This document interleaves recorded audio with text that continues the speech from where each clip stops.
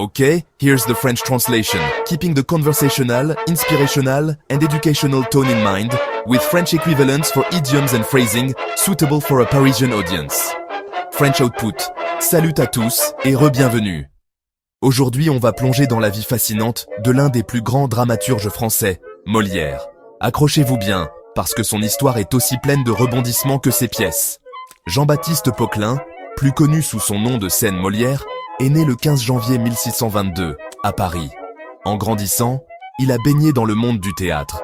Son père était tapissier du roi, ce qui signifiait que le jeune Jean-Baptiste avait un accès direct à la cour royale. Mais, au lieu de suivre les traces de son père, il a été attiré par la scène. À 21 ans, il décide de poursuivre sa passion pour le théâtre et adopte le nom de Scène Molière. Il cofonde une troupe de théâtre appelée l'Illustre Théâtre. Malheureusement, la troupe fait faillite et Molière passe même un certain temps en prison pour dette. Mais devinez quoi? Il n'a pas baissé les bras. Il a emmené sa troupe sur les routes, jouant un peu partout en province pendant plus d'une décennie. Pendant ces années, Molière perfectionne son art, écrivant et jouant des pièces qui critiquent la société française. Son esprit vif et son génie comique commencent à briller, et en 1658, il attire l'attention du roi Louis XIV.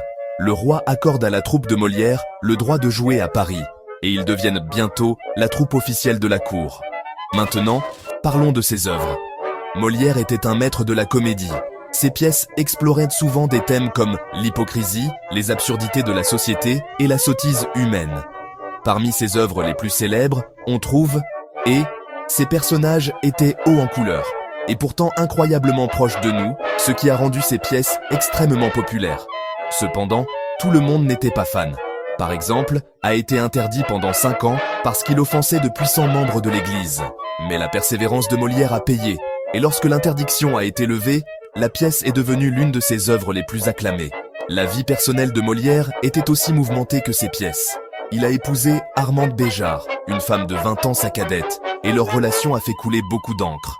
Certains ont même spéculé qu'elle était la fille de l'ancienne amante de Molière. Mais malgré les rumeurs, Molière a continué à produire et à jouer des pièces qui allaient résister à l'épreuve du temps. Tragiquement, la vie de Molière a été écourtée. En 1673, alors qu'il jouait dans sa pièce, il s'est effondré sur scène et est mort peu de temps après. On dit qu'il souffrait de tuberculose, mais son dévouement au théâtre l'a maintenu sur scène jusqu'à son dernier souffle. L'héritage de Molière perdure. Ses pièces sont encore jouées dans le monde entier, et son influence sur la comédie est indéniable. Il nous a montré que le rire pouvait être un outil puissant pour réfléchir sur la société et sur nous-mêmes.